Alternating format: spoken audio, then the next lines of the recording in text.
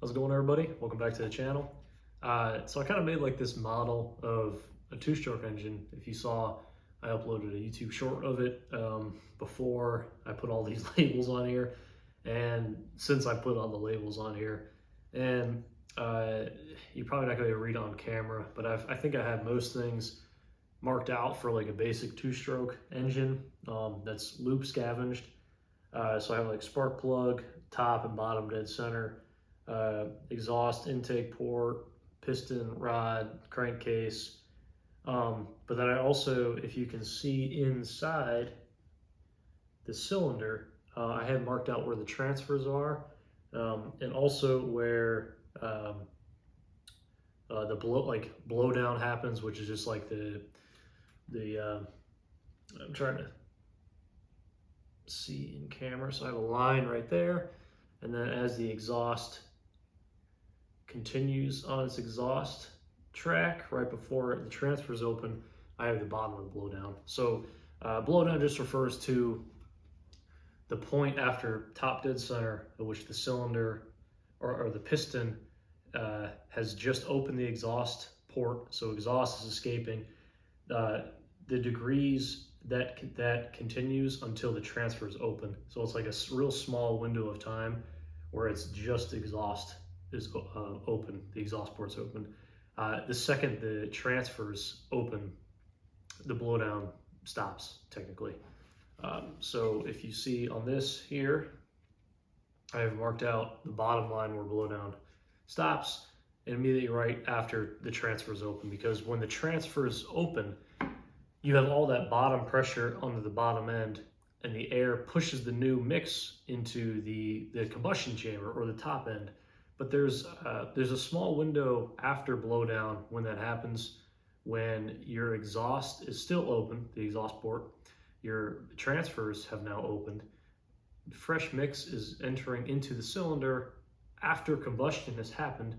Now, depending on the spark plug configuration, depending on the location of the spark plug, your spark may have completed. You may actually get, it might still be happening a little bit, or in some instances, there may be a second ignition, which that can create like knock or misfires, or rather. So depending on if you have one spark plug, two spark plugs alleviates this problem a little bit, but you're always just, due to the innate design of two strokes, you're always going to have fresh mix directly escaping into the atmosphere. And that's called short circuiting. It's really just unfortunately, it's just kind of an innate problem with these engines. And it's honestly a big reason why we're not going to see two strokes kind of moving forward in the future, just because of emissions regulations and things like that, because of the just inherent short circuiting problem in these engines. But anyway, I have this marked out, and I have I have one on the back flywheel, just because I don't know if I'm done marking this up for labels and things like that, but this is just super helpful, like having just a three-dimensional model of a real engine, and just being able to visualize, what's actually happening, as what's happening, when I put gas in this engine, what's happening there. So it's a really great like teaching kind of tool for people to get familiar with two strokes. Honestly, I should have made this when I started just learning everything. Everybody has some piece of lawn equipment that probably doesn't work. So having something like this around just to help you visualize what's happening, behind the scenes is really helpful. Because, it's like you're pulling on the cord, you're like, why in the world is this thing's not starting up? You're messing with the carburetor, doing all that. But if this stuff you're not seeing in your head, it can become a little like a black box in terms of like, what in the world's happening.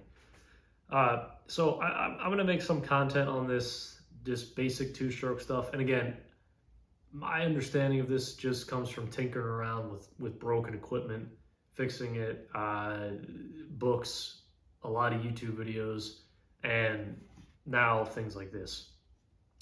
But again, this is a particular design of a two-stroke. This is covering a particular a loop scavenged two-stroke. You can get ones that have reed valves. You can get through scavenge. You can get other variations. My one engine book has a diagram of a bunch of them. I think there's one poppet valve, which I don't think you would ever see like post like 1980, but I don't know. Maybe you would in like some more commercial settings. I'm not sure. Um, but I'm hopefully going to be making content on this in the future, just to generate some more full length videos that I'm trying to get kind of lined up in the queue for my YouTube stuff. Um, Second content is going to be this table, which I just put up the full length video.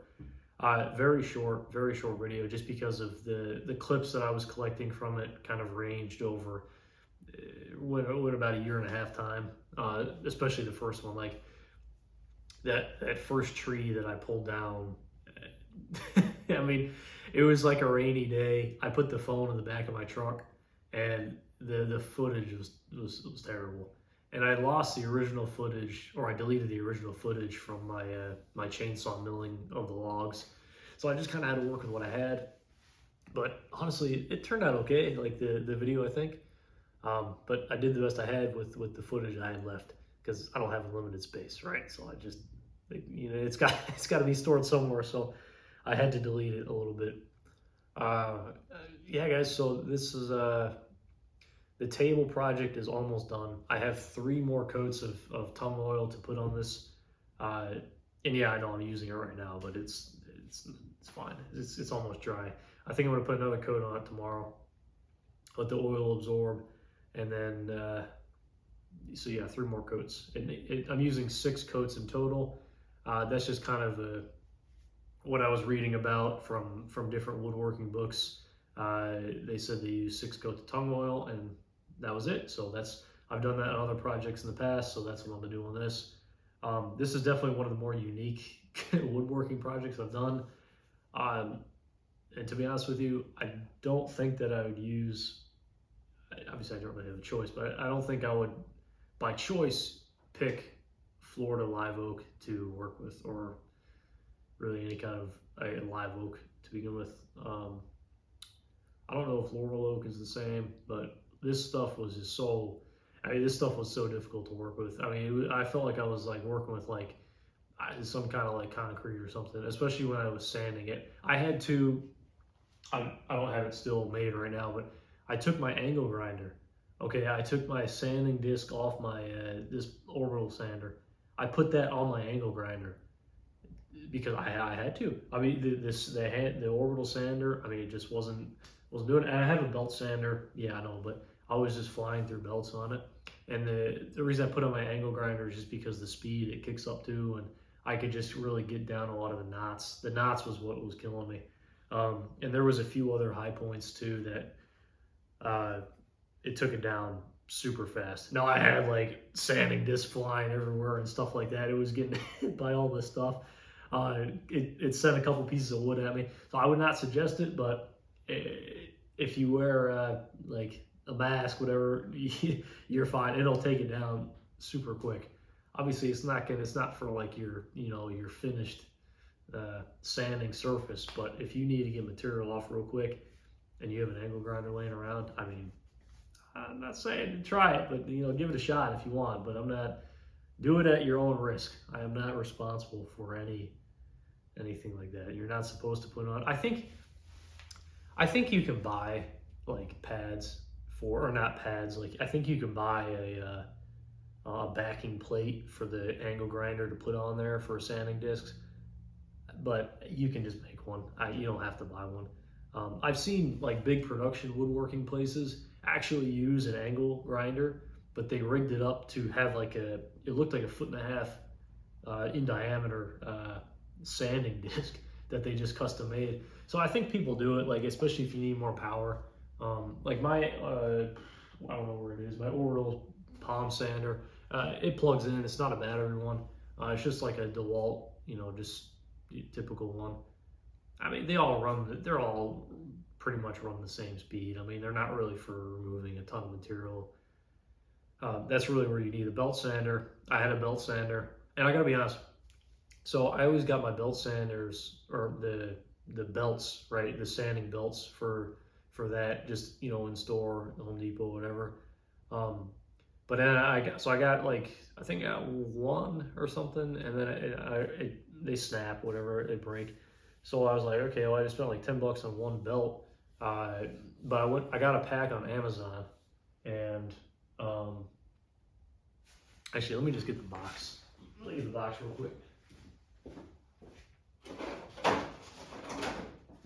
So I just got this like cheap pack on Amazon that was like $12 for,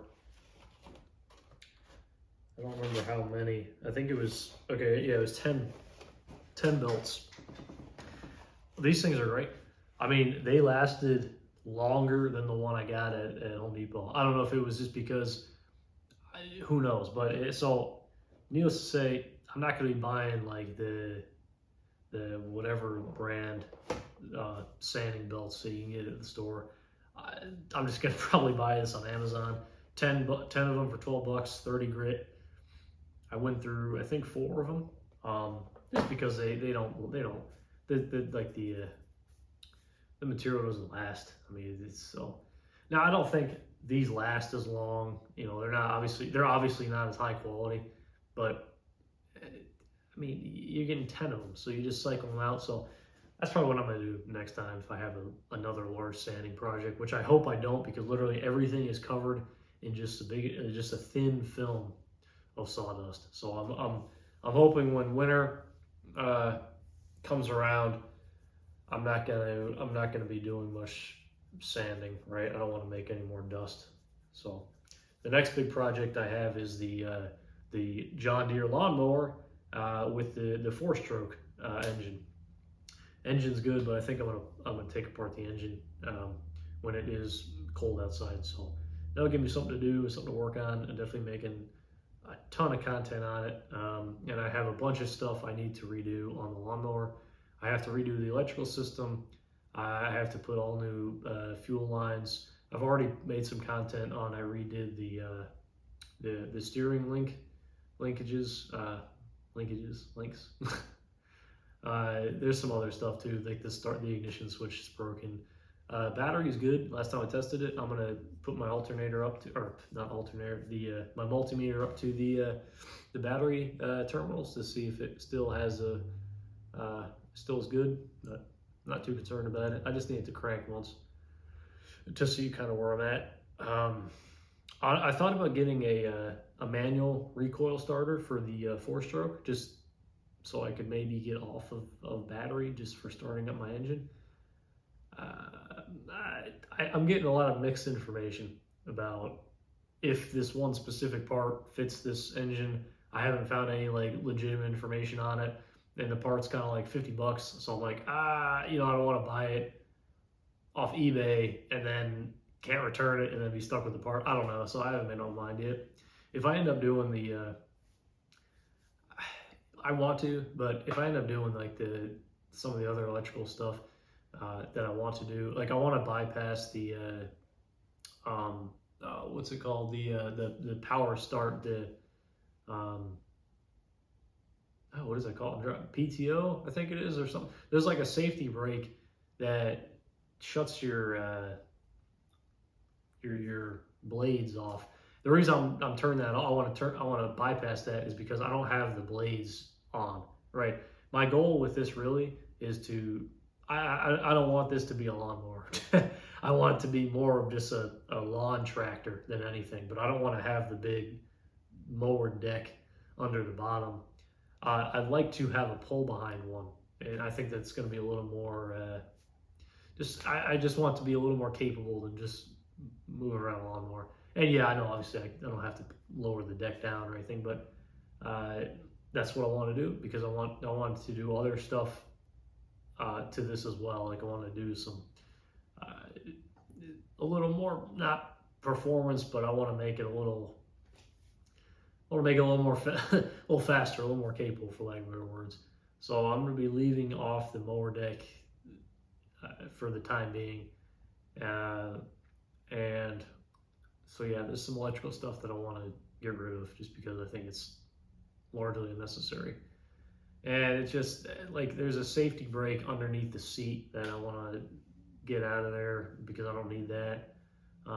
There's some other stuff, But honestly, if I could get rid of all the electrical stuff entirely, that'd be great. But unfortunately, the one thing I got the mower for free. I got it on the side of the road. Guy had a piece of paper on it, said free. He had an ad up on Facebook Marketplace. I guess he already had some people looking at it, just kind of messaging him about it. I happened to be driving by there at the time, like that morning, and he put it out like last night. And I'm like, I rang his doorbell. I'm like, hey man, like, you have a thing that says free. Do you mind if I like load it up and everything? And said, so sure thing, and brought it back here, free. I mean, because I've been looking around for a project like this for a while because I've been wanting to do this, but I guess I've seen like, okay, I spent like $500-600 on it, but this was free. Now the one thing I will change that I want to start out with having, as I wanted it to be a manual. I think these have like 5 or 6 gears on them, but this is the hydrostatic one, so that's the only thing that this didn't really come with that I wanted. But that's okay. Like that's not too big of a deal for me. The only thing it doesn't have, like I don't have the clutch pedal, and I don't have obviously the same gear selector, but and a couple other things. So that part's the only I wish it was the manual, but that's fine. Like I'm not gonna not get it because of that, and it was free, right? Like it's not worth $500 to me, basically is what I'm saying. So this is perfect. This will be just what I was about to say what I need, but just what I want, I think. The last thing that I've been struggling with on this mower is I cannot get the rear left wheel off. It won't come off. I tried. So I have a couple clamps that you can convert to like expanders. I put them on both sides, and I tried doing that. It didn't work. I tried just tapping it from the backside. That didn't work either. I think I've seen online people use like a bottle jack and rig that up to like press against the axle and pull the wheel off. I think that's what I might have to do, because honestly, it looks like, from what I could gather, this thing must have been sitting by a sprinkler or something like that, and it just kept on getting wet and rusted out. So I think I just think it's rusted or corroded, or it's sealed itself basically on there, because the other axles aren't rusted at all, but this one is. So I think it was just getting hit by some. I think it was getting hit by a sprinkler head, to be honest with you. So that's the only thing. I don't need to take the wheel off, but now that I know it's stuck, I want to get it off so I can clean it out so it doesn't become even more stuck. You know what I mean? So I might. That's like the last big thing I have to do before I actually begin fixing some of the stuff. Because what I'm kind of doing now is I'm making a list of all the things that are broken or need fixed, saving that for a few months after I get some of these projects kind of done, and then I'm going to go through and kind of overhaul a lot of the stuff, because once I get going on it, once I get all the parts, it's going to move pretty quick, especially like once I get the electrical stuff figured out, the fuel lines all redid. I'm going to change everything, make it nice. So I don't know if I'm going to reroute anything, meaning like I don't know if I'm going to like move locations of like the fuel tank or change where the lines go. I don't know that yet. One thing I'm going to do though is I'm going to expand the oil tap, the oil line. It's like it's in a horrible spot.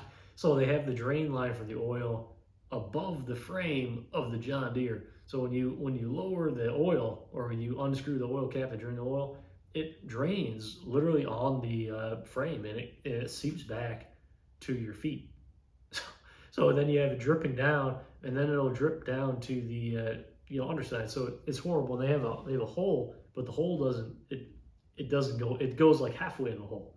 The other half it spills back on the thing. So I don't want oil, and then you're gonna run that on a lawnmower that gets hot, So I've seen people expand that over the frame, and I definitely see why. Like I'm like, why do they do that? But now I see why. I'm going to expand it over the frame. It will be good there. I'm assuming the starter works. I really hope it does, because they're expensive. I don't want to buy another one. He told me that he thought it was a starter that was broken.